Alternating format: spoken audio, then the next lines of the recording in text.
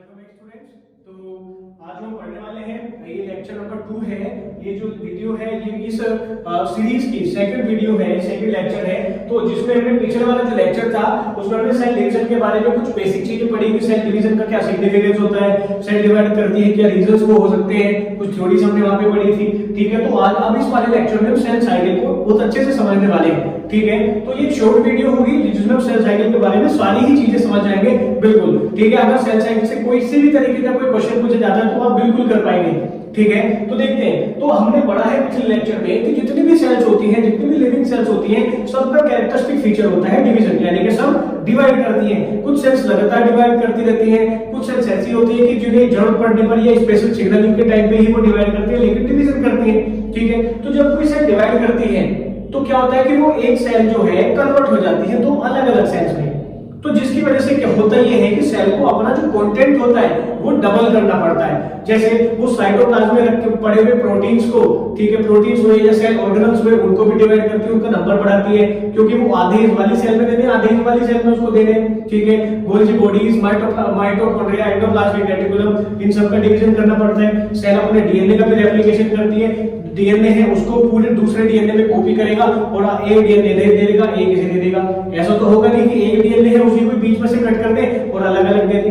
फिर तो ये होगा कि आधे चीज जो है इस वाली सेल में नहीं होंगे, आधे चीज इस वाली सेल में नहीं पहुंचेंगे, तो दोनों ही बिल्कुल बेकार सेल हो जाएंगे। तो इस बात का तो कोई मतलब कहीं से कहीं तक भी नहीं है, तो बिल्कुल एक पॉइंटलेस बात है। ठीक है, तो सेल जो है सारी तैयारियां करती है। ठीक है, और तैयारी करने के बाद फिर वो दो अलग अलग सेल्स में डिवाइड हो जाती है। ठीक है, तो जो तैयारियां हैं सेल्स की, ये जो है ये एक सीक्वेंस में होती है। इसके बाद ये, उसके बाद ये, उसके बाद ये। तो सेल ग्रोथ होना, फिर डीएनए का रेप्लिकेशन करना, फिर दो अलग अलग न्यूक्लियाई में कन्वर्ट हो जाना, तो एक सीक्वेंस में होती है। जो सीक्वेंशियल जो चेंजेस होते हैं सेल के अंदर, इनको क्या कहते हैं? सेल साइकिल कहते हैं। ठीक है, तो अभी सेल साइकिल के बारे में बहुत सारी चीजें हमें पढ़नी है इस वाले लेक्चर में। तो पहले एक बेसिक चीजें जो है कुछ सेल डिवीजन के बारे में कुछ बेसिक जान लेते हैं। ठीक है, तो शुरू करते हैं कि जैसे सपोज करें एक सेल है, ठीक है, और ये इसका न्यूक्लियस है। ठीक, अब जब आप कोई भी सेल डिवाइड करेंगी, जब कोई भी सेल डिवाइड करेगी तो वो ग्रोथ करेगी। हमने अभी इस बात को समझा है कि वो अपना कंटेंट इंक्रीज करेगी, तभी तो वो तो अलग अलग सेल्स में चीजों को दे पाएगी। ठीक है, तो ये क्या कर लेती है? ग्रोथ कर लेती है, ग्रोथ कर लेती है, कंटेंट इंक्रीज करती है अपना। ठीक है, तो जिसकी वजह से ये जो है इसकी सेल की ग्रोथ हो जाती है। हो गई सेल की ग्रोथ। अब सेल ने जब पूरी तैयारियां कर ली तो अब ये क्या करेगी? ये अपने जो न्यूक्लियस को दो अलग अलग न्यूक्लियाई में डिवाइड करेगी। ठीक है,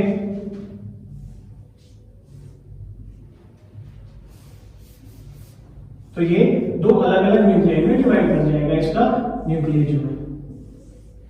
ठीक है, तो न्यूक्लियस ने डिवाइड करा, न्यूक्लियस का डिवीजन हुआ जिससे दो अलग अलग न्यूक्लियाई में कन्वर्ट हो गया। इसको क्या बोलेंगे? इसको बोलते हैं कैरियोकाइनेसिस।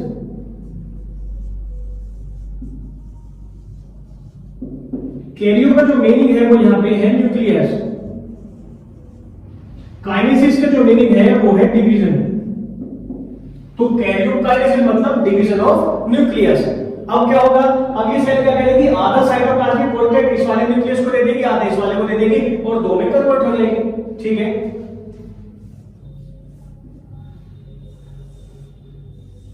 कुछ इस तरीके से। ठीक है, तो एक सेल जो है वो आधा आधा साइटोप्लाज्म इधर डिवाइड कर देती है, आधा इस वाले न्यूक्लियस को दे देती है, आधा इधर वाले न्यूक्लियस को दे देती है। ठीक है, तो इसको बोलते हैं साइटोकाइनेसिस, डिवीजन ये साइटोप्लाज्म का। ठीक है, तो इस तरीके से सेल जो है कुछ काम करती है, तो समझते हैं। ठीक है, तो पहले उसका कंटेंट इंक्रीज होता है। ठीक है, वो पूरी तैयारियां करती है, डीएनए का रेप्लिकेशन कराती है और सेल ऑर्गेनल्स का, अपने प्रोटीन्स का, सारी चीजों को डेवलप करती है। फिर उसके बाद न्यूक्लियस डिवाइड होता है। न्यूक्लियस डिवाइड होने के बाद सेल जो है फाइनली दो सेल्स में कन्वर्ट हो जाती है, जिसमें वो साइटोप्लाज्म का जो कंटेंट है उसको, साइटोप्लाज्म का जो कंटेंट है सारा उसको अलग अलग सेल्स में डिवाइड कर देती है। आधा इधर वाले न्यूक्लियस को दे देती है, आधा इधर वाले को। ठीक है, as a result of which a cell is converted into two daughter cells. ठीक, तो समझते हैं। तो ये जो फेज होता है जिसमें सेल ग्रोथ करती है, ठीक है, ग्रोथ का मतलब क्या है, यहाँ पे ये अपना कंटेंट को इंक्रीज करती है, ठीक है, इस फेज को क्या कहते हैं, इसमें ग्रोथ के साथ साथ डीएनए रेप्लिकेशन भी आएगा और भी सारी चीजों का डुप्लीकेशन आएगा, ठीक है, तो इसको बोला जाता है इंटरफेज। इसको क्या कहते हैं, इंटरफेज बोलते हैं, ठीक है। और इंटरफेज के बाद जब ये सेल जो है इसका जो न्यूक्लियस है ये दो अलग अलग न्यूक्लियाई में डिवाइड होता है, इसको क्या कहते हैं, इसको बोला जाता है एम फेज, ठीक, इसको बोलते हैं एम फेज। और एम फेज होने के बाद दो न्यूक्लियाई में डिवाइड होने के बाद सेल साइटोकाइनेसिस करके दो अलग अलग सेल्स में कन्वर्ट हो जाती है, ठीक है। तो इसे अगर मैं बताऊं, इसे ये जो चेंजेस होते हैं ये सेल में बार बार चलते हैं, यानी कि ये जो चेंजेस है कोई भी अगर चेंज होता है, जैसे मैं बात कर रहा हूं सेल साइकिल की, तो साइकिल का जो मतलब है यहाँ पे वो ये है कि कोई भी एक चेंज है और वो धीरे धीरे धीरे धीरे पूरा होता है, मतलब वो जो प्रोसेस है, वो जो चेंज है वो धीरे धीरे पूरा होता है, पूरा होने के बाद वो वापस से अपने आप को रिपीट करता है, फिर वापस से अपने आप को रिपीट करता है, यानी कि अगर कोई एक इस तरीके का कोई चेंज है जो अपने आप को बार बार रिपीट करता जा रहा है, ठीक है, उसी को क्या कहते हैं हम साइक्लिक चेंज या फिर साइकिल बोल देंगे। तो यहाँ पे सेल साइकिल का मतलब भी यही है कि एक सेल है वो अपने अंदर धीरे धीरे धीरे धीरे कुछ चेंजेस लेके आती है और जैसे ही वो सेल साइकिल पूरी हो जाती है एक सेल दो में डिवाइड हो जाती है, फिर इस सेल के अंदर वही चेंजेस वापस से चलते हैं, इंटरफेज एंड फेज, ठीक है, फिर वो वापस से दो में डिवाइड हो जाती है। तो ये चेंजेस लगातार चलते रहते हैं, लगातार अपने आप को रिपीट करते हैं, इसीलिए इसको क्या बोला जाता है, साइकिल और सेल साइकिल इसको बोला जाता है, ठीक है। तो हम सेल साइकिल को यहाँ पे समझने की कोशिश करते हैं।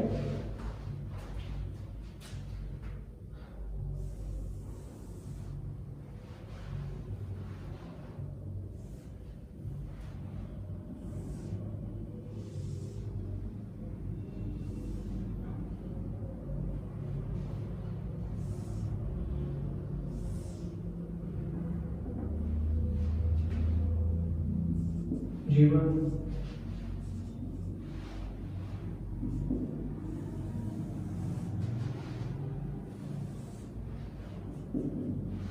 ये हो जाता है इंटरफेज,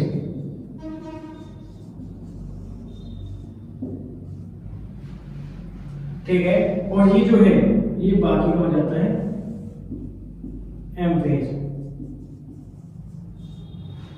ठीक है। तो इंटरफेज जो होता है ये वाला जो फेज है जिसमें सेल अपने कंटेंट को डबल करती है, ग्रोथ करती है, ग्रोथ एक कंटीन्यूअस प्रोसेस है जो लगातार चलता ही रहता है इसमें, ठीक है।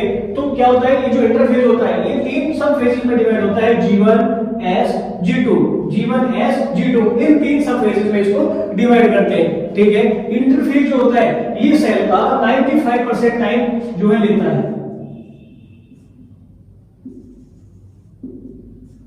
ठीक है। इंटरफेज होता है पूरी सेल साइकिल का 95% टाइम लेता है। अगर मैं बात करूं एक ह्यूमन सेल की, लेबोरेटरी में आइडियल कंडीशन में जो ह्यूमन सेल होती है वो डिवाइड करती है 24 आवर्स में, इसका 95% जो है वो इंटरफेज में चला जाता है, ठीक है। और बाकी का 5% जो टाइम बचता है उसको एम फेज देता है, क्यों, क्योंकि तैयारी होने में ये तो प्रिपरेशन है, ठीक है, ये तो क्या है, प्रिपरेशन है, और ये एक्चुअल डिवीजन है, M phase is the phase of actual cell division, ठीक है, ये एक्चुअल डिवीजन हो रहा है और ये प्रिपरेशन है। और हमें पता है कि जब भी किसी काम को करते हैं तो प्रिपरेशन में टाइम थोड़ा ज्यादा लगता है, एक्चुअल काम करते हैं तो उसमें टाइम कम लगता है, ठीक है। तो यहाँ पे इसलिए 95% टाइम लेती है और एम फेज में सिर्फ 5% बाकी का बचा हुआ टाइम लगता है, ठीक है। जैसे ईस्ट की मैं बात करूं, ईस्ट की सेल जो है 90 मिनट्स में डिवाइड करती है, ठीक है, 90 मिनट्स में डिवाइड करती है, तो यहाँ पे उसे मेंशन कर लेते हैं, ठीक है। ईस्ट की सेल जो होती है वो 90 मिनट्स में डिवाइड करती है, ठीक। G1 S G2 इन तीनों फेजेस को समझते हैं। तो सबसे पहले मैं बात करता हूं G1 की, मैं इसे इधर लिखता हूं।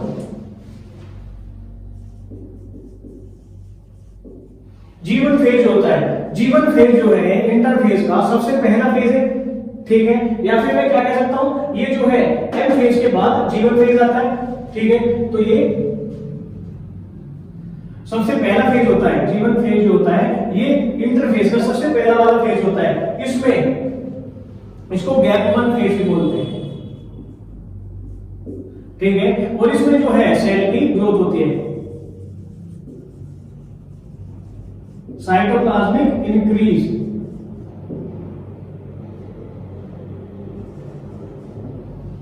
ठीक है, साइटोप्लाज्मिक कंटेंट इंक्रीज होता है, कंटेंट और ऐड कर देते हैं, ठीक है, जिसमें क्या होता है, जिसमें cell organelles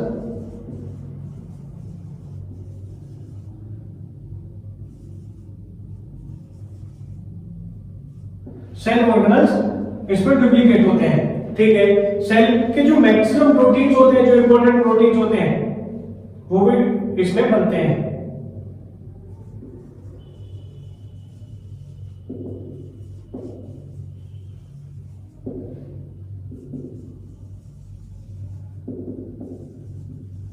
takes place,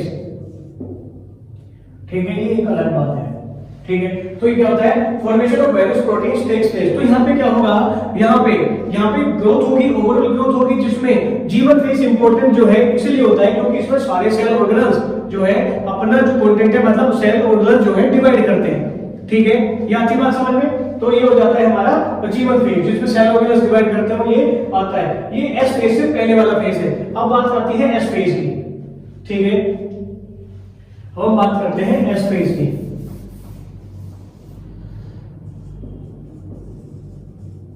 S phase important है। एस फेज इंपॉर्टेंट क्यों है, क्योंकि डीएनए रेप्लिकेशन एक स्पेसिफिक फेज में होता है, और जिस फेज को हम बोलते हैं एस फेज या फिर सिंथेसिस फेज, ठीक है। क्या होता है, DNA replication,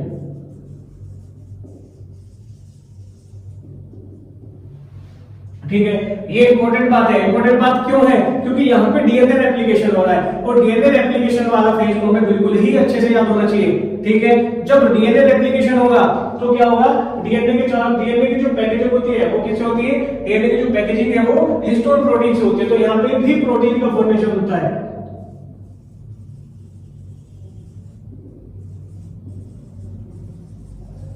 formation of histone proteins, histone protein का भी फॉर्मेशन होता है, ठीक है। क्यों, क्योंकि जो न्यूक्लियस में जो डीएनए, न्यूक्लियस के अंदर जो डीएनए होता है वो क्रोमेटिन की फॉर्म में प्रेजेंट होता है, और क्रोमेटिन, ये बात हमने ये जो सेल ऑर्गेनल्स वाला चैप्टर है, चैप्टर नंबर 1, उसमें पढ़ी है ये बात कि डीएनए जो है वो रैप्ड होता है किस पे, पॉजिटिव चार्ज प्रोटीन्स पे, जिनको क्या कहते हैं, हिस्टोन प्रोटीन्स, ठीक है। तो जब डीएनए जो है डुप्लीकेशन हो रहा है, डीएनए का जब डुप्लीकेशन या फिर रेप्लिकेशन हो रहा है, तो वहां पे हिस्टोन प्रोटीन्स का भी फॉर्मेशन उसी फेज में होता है। ये बात बहुत इंपॉर्टेंट है और याद रखने वाली है, ठीक है। तो कुछ प्रोटीन्स जीवन फेज में भी बने थे, और यहाँ पे एस फेज में भी कुछ प्रोटीन्स का फॉर्मेशन हो रहा है, और ये जो काम है ये न्यूक्लियस के अंदर हो रहा है। एक काम इसमें ऐसा भी है जो साइटोप्लाज्म में होता है, क्या कि सेल ऑर्गेनल्स होते हैं कुछ, जिनका क्या नाम होता है, उनका इस वाले डायग्राम में मैं बना के आपको शो करता हूं। ये सेंट्रियोल जो है, ये सेल ऑर्गेनल कौन सा है, सेंट्रियोल है, ठीक है। इसका भी डुप्लीकेशन होता है, duplication of centriole also takes place in,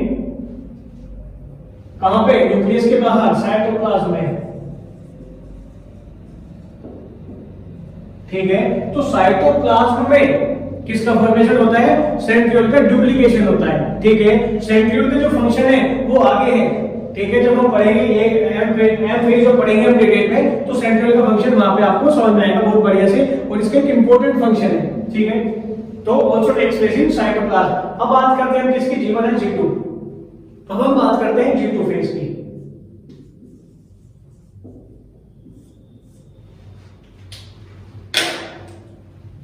G2 phase की अगर हम बात करते हैं तो यहां पे स्पेशल प्रोटीन्स का फॉर्मेशन होता है, जिनको हम क्या कहते हैं, ट्यूबुलिन प्रोटीन,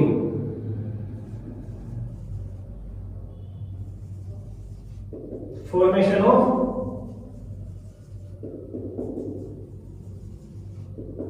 ट्यूबुलिन प्रोटीन, ठीक है। यहां पे G2 फेज में ट्यूबुलिन प्रोटीन का फॉर्मेशन होता है। ये एक ऐसा प्रोटीन है जो स्पिंडल फाइबर का फॉर्मेशन करेगा। ट्यूबुलिन प्रोटीन क्या करेगा, स्पिंडल फाइबर का फॉर्मेशन करेगा, ठीक है। फॉर्मेशन ऑफ, जब क्रोमोसोम्स का डिवीजन होगा, ठीक है, जब क्रोमोसोम्स का डिसजंक्शन होगा, यहाँ पे एम फेज के अंदर पढ़ेंगे हम अभी आगे आने वाले टॉपिक्स में, तो वहां पे क्या होता है, स्पिंडल फॉर्मेशन, स्पिंडल फाइबर जो है क्रोमोसोम्स को अलग अलग डायरेक्शन में खींचते हैं, अपोजिट डायरेक्शन में खींचते हैं उनको आज सेपरेट करने के लिए, तो फॉर्मेशन ऑफ स्पिंडल फाइबर।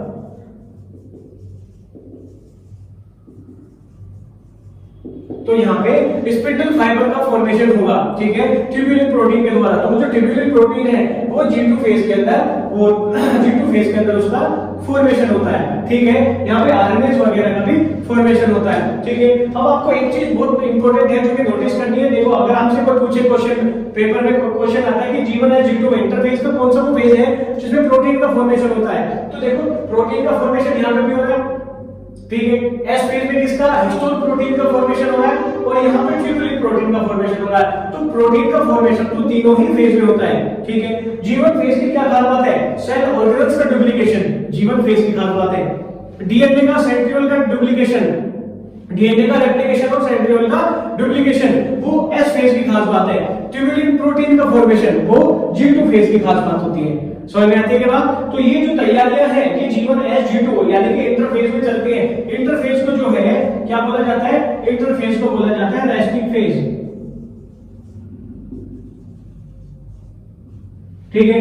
इसको रेस्टिंग फेज क्यों बोल रहे हैं, क्योंकि इसमें सेल रेस्ट करती है। मुझे तो नहीं लग रहा कि सेल इसमें रेस्ट कर रही है, इसमें तो सेल ने इतना सारा काम करा है, इतनी सारी प्रिपरेशन करी है, बहुत सारी की सारी, छोटे से लेकर बड़े तक सभी सेल ऑर्गेनल्स, सभी कई सारे बहुत सारे मॉलिक्यूल्स, ठीक है, का फॉर्मेशन करा है। यहाँ पे सारी की सारी चीजों का सारी ग्रोथ हुई है ओवरऑल सेल की। वो रेस्टिंग फेज से पहले इसलिए बोला जाता था क्योंकि जब पहले जो साइंटिस्ट थे जिन्होंने इसको रेस्टिंग फेज बोला है, उनके जो माइक्रोस्कोप वगैरह थे वो उतने ज्यादा अच्छी पावर वाले नहीं होते थे, ठीक है। तो रेस्टिंग फेज को यानी कि इंटरफेज को ऑब्जर्व करने के लिए माइक्रोस्कोप से जब उसे लगातार ऑब्जर्व करते थे, लेकिन उन्हें जो है माइक्रोस्कोप उतने ज्यादा मैग्निफिकेशन वाले नहीं थे, तो जिसकी वजह से उन्हें यहाँ पे पता नहीं चल पाता था कि इस फेज में, इस जो है इंटरफेज में एक्चुअली चल क्या रहा है, इसलिए उसको रेस्टिंग फेज बोल देते थे। लेकिन ये मेटाबॉलिकली बहुत एक्टिव फेज होता है, मेटाबॉलिकली बहुत एक्टिव फेज होता है। समझ में आएगा? जो एस फेज है यहाँ पे डीएनए का जो कंटेंट है वो डबल हो जाता है, ये चीज भी हमें ध्यान रखनी है, ठीक है। ये एनसीईआरटी में भी अलग से मेंशन करिए कि अगर एस फेज से पहले डीएनए 12 था, ठीक है, सॉरी 2C था, तो ये 4C हो जाता है। ये डीएनए को रिप्रेजेंट करने के लिए C का यूज करते हैं। लेकिन क्रोमोसोम, पहली बात तो यहाँ पे क्रोमोसोम बनते नहीं है, क्रोमोसोम्स का फॉर्मेशन तो एम फेज में होता है, लेकिन यहाँ पे अगर क्रोमोसोम बने उस डीएनए से तो क्या होगा, क्रोमोसोम भी जो है नंबर सेम रहेगा। एस फेज में डीएनए रेप्लिकेशन करने के बाद क्रोमोसोम्स का नंबर नहीं बढ़ता है, सिर्फ डीएनए का जो कंटेंट है वो डबल होता है, chromosome number would be same, ठीक है। एस फेज से पहले भी और एस फेज के बाद भी क्रोमोसोम नंबर सेम रहता है, क्रोमोसोम नंबर सेम रहता है, ये बात हमें ध्यान देनी है, ठीक है। अगर मैं इसकी बात करूं कि आप अगर दिमाग में डाउट है कि क्रोमोसोम नंबर क्यों नहीं बढ़ता, तो अगर एस फेज में क्रोमोसोम बनेगा तो पहले नॉर्मल क्रोमोसोम जो है वो ऐसा रहेगा, ठीक है। इसके ये जो है इसके अंदर क्रोमेटिन है और हाईली कंडेंस्ड फॉर्म है, ठीक है, समझ में आती है बात। लेकिन जैसे ही डीएनए रेप्लिकेशन करेगा तो क्रोमोसोम जो है कुछ इस तरीके से, यानी कि 2 क्रोमेटिन, ठीक है, 2 क्रोमेटिड वाला हो जाएगा, सिस्टर क्रोमेटिड वाला हो जाएगा। ये भी एक ही क्रोमोसोम काउंट होगा, ये भी एक ही क्रोमोसोम काउंट होगा। बस फर्क इस चीज का है, इसमें जो डीएनए का कंटेंट है वो एक है और इसमें डीएनए के कंटेंट का डबल होने की वजह से ये 2 क्रोमेटिड का हो गया है। वो यहाँ पे जो डीएनए था इस वाले में, उसने अपनी कॉपी करी और वो इधर वाले में भी आपको दिखाई देता है। क्रोमोसोम नंबर ये भी एक है और ये भी एक है, इसी वजह से डीएनए तो बढ़ता है लेकिन क्रोमोसोम नंबर जो होता है वो सेम ही रहता है। बस क्या हो जाता है, जो क्रोमेटिड होते हैं वो नॉर्मल डीएनए में एक होता है, लेकिन डीएनए का रेप्लिकेशन करने के बाद वो 2 क्रोमेटिड वाला हो जाता है। ये बात हमें ध्यान रखनी है, इंपॉर्टेंट बात है, ठीक है, ये हो जाता है। अब बात करते हैं हम एम फेज की। एम फेज जो होता है, एम फेज ये जो है इसे हम यो क्या हमारा फेज, इसको जो है 4 सब फेजेस में डिवाइड करते हैं।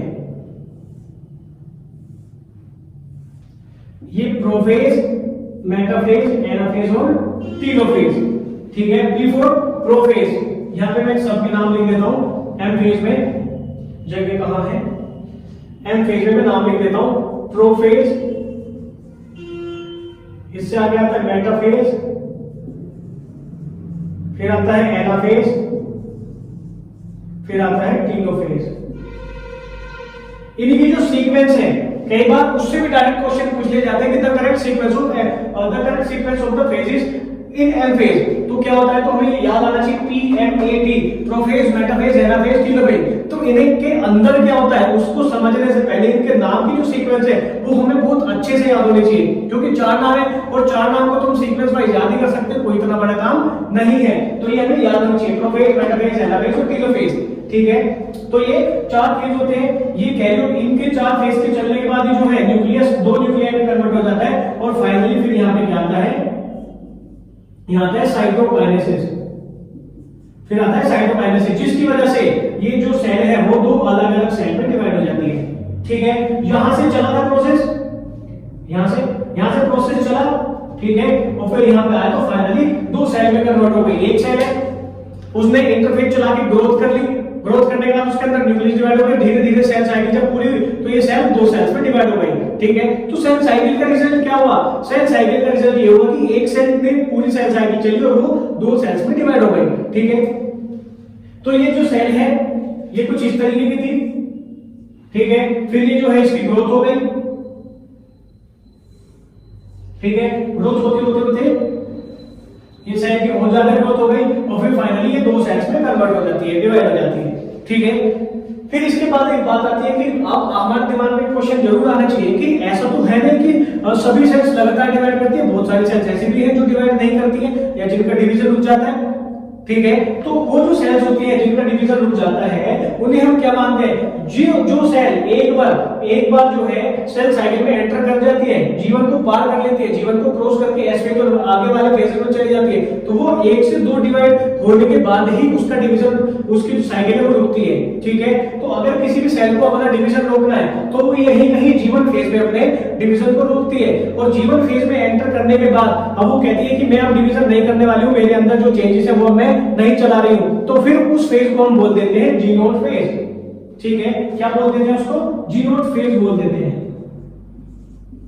जी नोट फेज या क्विसेंट स्टेज बोल देते हैं इसको, क्विसेंट स्टेज बोल दिया जाता है। ठीक है, जी नोट फेज को क्विसेंट स्टेज बोल दिया जाता है, जिसमें जो है इसका डिवीजन अरेस्ट हो जाता है, इसका डिवीजन रुक जाता है। समझ में आती है बात? ठीक है, तो इस वाले फेज में उनका डिवीजन रुक जाता है, ये बात हमें यहाँ पे ध्यान रखनी है। और जीवन फेज में ही कहीं जी नोट फेज जो है होता है। समझ में आ रही है बात? ठीक, इसके अलावा कुछ और बेसिक चीजें जैसे कि कुछ सेल ऑर्गेनल्स ऐसे होते हैं जो अपना डीएनए अलग लेते हैं, जैसे सेमी ऑटोनोमस टाइप के जो सेल ऑर्गेनल्स होते हैं, माइटोकॉन्ड्रिया एंड क्लोरोप्लास्ट, उनके पास खुद का ही एक डीएनए होता है। तो अगर हम बात करें कि उनका डीएनए कब डुप्लीकेट करता है, क्या उनका भी सेल भी करता है? नहीं, ऐसा नहीं होता। इंटरफेज में वो कभी भी उनका जो डीएनए है वो रेप्लिकेट कर सकता है, ऐसा कुछ स्पेसिफिकली ऐसा नहीं हम कह सकते कि वो एस फेज में ही करेगा। नहीं, जो मेन डीएनए है, जो सेल का मेन डीएनए है न्यूक्लियस के अंदर, वो सिर्फ एस फेज में डिवाइड करता है, बाकी सेमी ऑटोनोमस वालों का जो डीएनए है वो कभी भी डिवाइड कर सकता है। ठीक है, तो यहाँ पे हम इसे रोकते हैं, फिर हम नेक्स्ट लेक्चर लेंगे, लेक्चर नंबर 3। ठीक है, उसमें फिर हम एम फेज को डिटेल में पढ़ने वाले हैं। ठीक है, thank you so much guys.